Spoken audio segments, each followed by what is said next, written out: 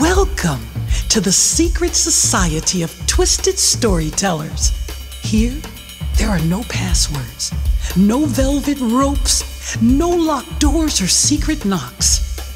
You need only be human to connect, heal, and transform.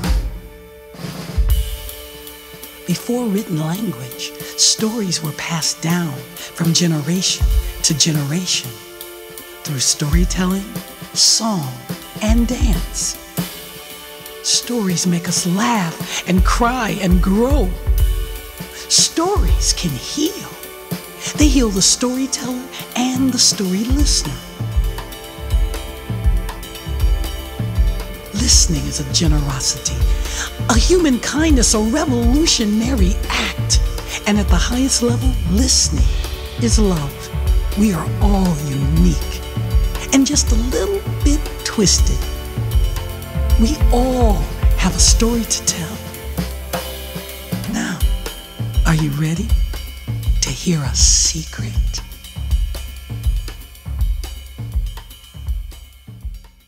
Ladies and gentlemen, you know this storyteller. He is a 2018 Kresge Literary Arts Fellow in the category of storytelling. He is an author of the book and a poet of the book Mother's Milk and Other Offerings. He has a rich voice and he tells powerful stories. Ladies and gentlemen, put your hands together virtually for Dwight Stackhouse. Well, good evening, everybody. Pent up, yes, I am.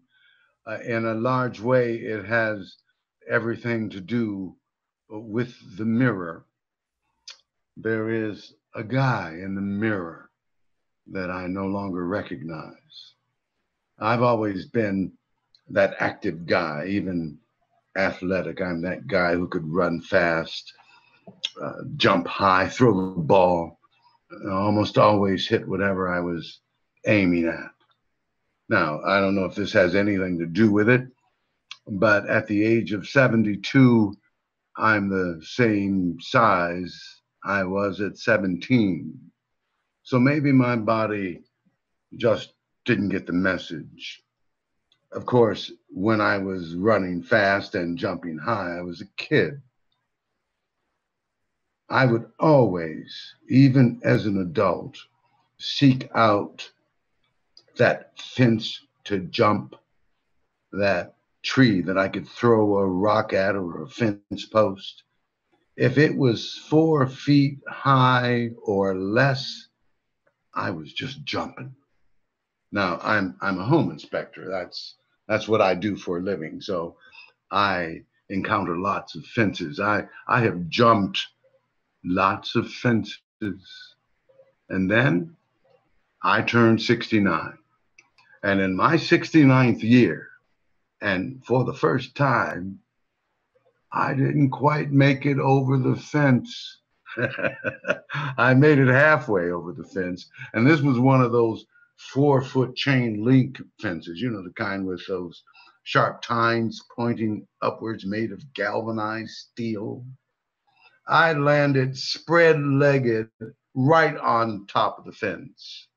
My parts are bleeding, my pants are ripped and punctured, and my gloveless hands are my only defense for my gonads.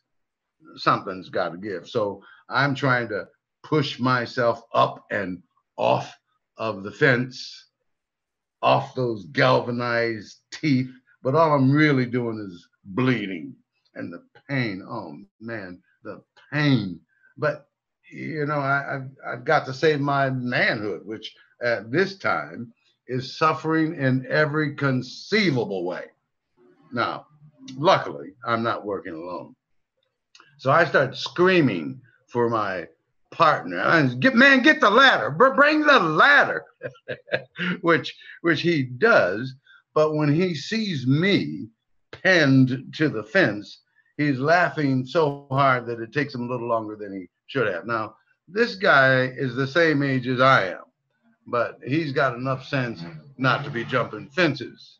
And he's been telling me for months I'm going to pay for this folly.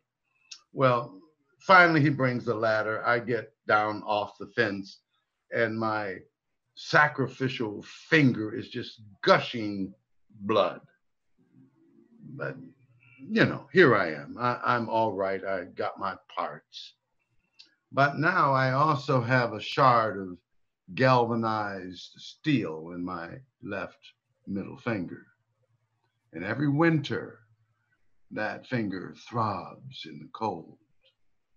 Now, I could have that shard surgically removed, but I need this memory because every day now I have faced the mirror. Now, that silver covered glass has power to make you stop, to reflect and wonder. And the guy in the mirror is unrecognizable. So I began having conversations with myself, arguments, really. And during one of these conversations, I decided that I've got to change my ways. I've got to find some young people to take over. And I have to accept that I'm in a new category. I'm high risk, but I'm also essential. I'm an essential worker. Now, understand something. I'm a black man in America. My risks have always been high, and my essentiality has always been a question. But now I'm grandpa. I'm great grandpa, so I'm really essential. But this also means that while you're stuck at home and complaining about it, I gotta go. Now, enter Donald Trump, a cretinous lunatic. Enter COVID, an indiscriminate killer.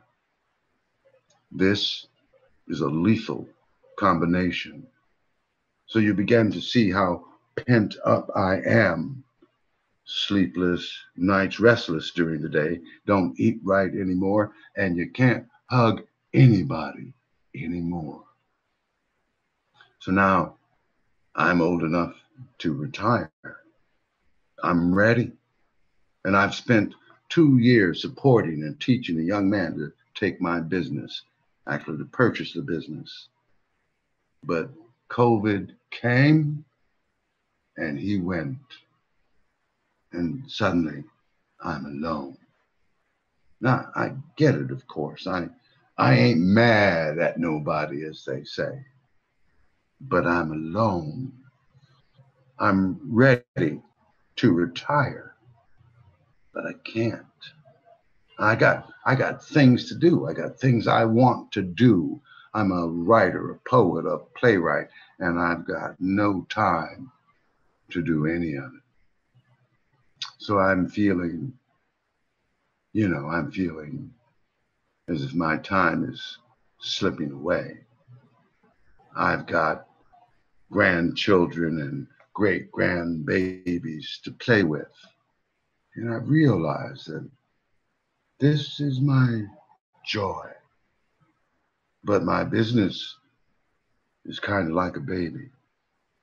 And when the phone rings, which it does all day, every day, it's like the baby is crying.